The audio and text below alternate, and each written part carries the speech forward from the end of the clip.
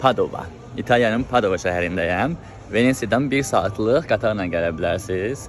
Venesiyada qalıb, misal üçün, gəlib buranı gəzib qayıda bilərsiniz və ya burada qalıb Venesiyaya gedə bilərsiniz. Normalda burada qalmaq, gecələmək burada ucuzdur. Ona görə ki, aman burada qalır turist olaraq otellərdə. Amma Venesiyaya gedib gün ərzində gəzib qayıdırlar. Çox gözəl, belə şirin bir şəhərdir, belə daşlardır, qədimidir bura. Yəni İtaliyanın hər yeri olduğu kimi burada belə bir qədimi bir məkandır. Baxın, belə bir meydandır. Gəl, çıxdıq. Hamı da velosiped sürür, məşallah, akıllıca.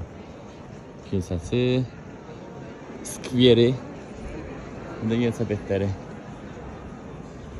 Şirin. Hamı da yenə də, baxın, cəmaat yenə də girib dururlar səhər, çıxırlar öz kofe shoplarında belə otururlar. Kofesini, nə bilim, şərabını içir, aperol şübhətini içir.